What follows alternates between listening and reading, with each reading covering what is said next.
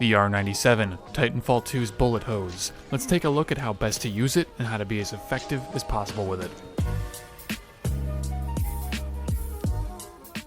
The R-97 deals 20 damage at close range, dropping down to 10 at long range, with a fire rate of 1080 RPM. This is the fastest firing weapon in all of Titanfall 2, with a technical time to kill of 0.22 seconds, putting it just barely behind the Car SMG and the Alternator. These two guns are sitting at 0.21 and 0.20 seconds, respectively.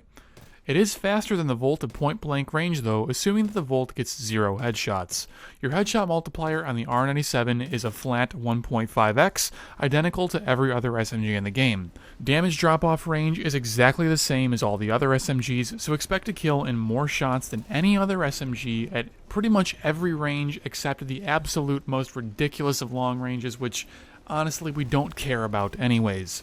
The R-97 is quite accurate when fired from the hip. Subjectively, it's less accurate than the Car and the Volt, but definitely beats out the Alternator. However, as stated in prior videos, the Alternator has nearly no recoil when tap-fired one bullet at a time, so the R-97 is in a strange spot, honestly. It's the third slowest killing of all the SMGs, assuming no missed shots. It has the worst damage over range characteristics of any SMG. It sort of has the most recoil of any SMG if we account for the Alternator tap-fire method, and it even requires 2 headshots to drop the number of bullets to kill. So, why pick this gun? In short, sometimes it's important to put the stats away and don't live by them. Numbers are important and are meaningful to evaluating weapons, but they're not the end-all, be-all. This is a gun that kills very quickly and thanks to its high rate of fire is very forgiving of misses, a trait that a gun like the Alternator sometimes lacks. Besides, just because it may be numerically inferior in some very minor ways, that doesn't make it a bad or an even unusable gun. In fact, it's still one of the best guns in the game in my opinion, right alongside all of the other SMGs. While it may be a little bit less accurate than some other guns when hip-fired, this thing is still nearly a laser beam when fired from the hip. It's really, really good. Your aim down sight's performance is honestly not that bad either. Like a lot of guns in Titanfall 2, the ADS performance looks much worse than it actually is. Unless you're really trying to take advantage of aim assist, I would honestly just stick to hipfire 99% of the time with this gun, whether you're on console, whether you're on PC, doesn't matter.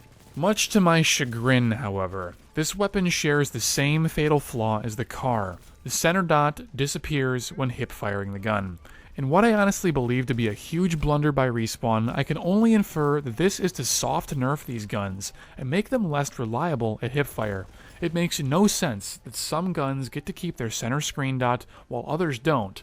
All this does is push players away from using specific guns for the most petty and just asinine reason that I've ever seen in an FPS. In fact, removing the center dot from these guns only hurts the average player, while not affecting sweaty tryhard players at all. I, for example, have experimented with using a crosshair overlay for a long time, as well as drawing a dry erase marker dot on my screen when I decided I didn't like the overlay anymore.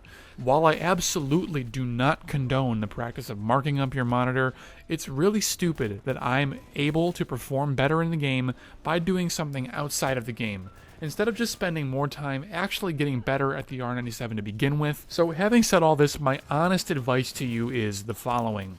If you're able to somehow get that dot back in the center of your screen using some method, I strongly recommend that this gun is something that's very fun and very competitive at all levels of play, and is completely viable even in a tournament setting. If Respawn updates the game after production of this video, and you get to permanently have that center dot on your screen, then my recommendation is for everyone to give this gun a serious shake and test your hipfire metal. If you're looking for a great SMG in both hipfire and aim down sights performance, the R-97 will serve you acceptably. In my opinion, the Car is better in pretty much every applicable way, but just because I have that opinion does not make the R-97 a poor performing weapon at all. Heck, maybe you're a wizard and are great at just knowing where the center of your screen is. If that's the case, then good luck to you, and I hope that you can abuse this weapon to its fullest capabilities. Anyways, let's move on from my ranting and raving. Your obvious usage from this weapon is in very close range engagements where the high rate of fire is really going to help you make up for your inevitable missed shots. Hardpoint on Exoplanet is a fantastic place to use this gun. You can definitely stay competitive with the R-97 even at medium ranges, but you're often going to be looking at 7 or more shots to kill. It's impossible to complete with a Hemlock, G2, or even a carbine user that just doesn't miss half their magazine trying to shoot you. They have to be really, really inaccurate for you to have a chance of winning, even if you're hitting every shot, or even like above 75% of your shots, let's say. What you do need to do, though, is stay fast, stay mobile, but it's also important to learn when you need to chill out, stand on the ground, and just shoot stuff from range and hope for the best. All of this changes significantly, though, when you amp the R-97. Your damage profile spikes to 25 damage at close range, dropping only to 20 at long range. This means that you're always looking at a 4 to 5 shot kill, no matter what. This is extremely consistent, and you can honestly snipe people from the hip equally as well as or better than the long-range rifles in this game, as long as those are not amped themselves. Also, an amazing facet of the R-97 is the immense amount of damage it deals to Titans when it's either amped or shot through an AWOL. The R-97 deals between 135 and 165 damage per bullet into an enemy Titan's critical hit point. So let's take an average and call it 150 damage for the sake of some quick napkin math. 150 damage times 40 bullets in magazine comes out to 6,000 damage.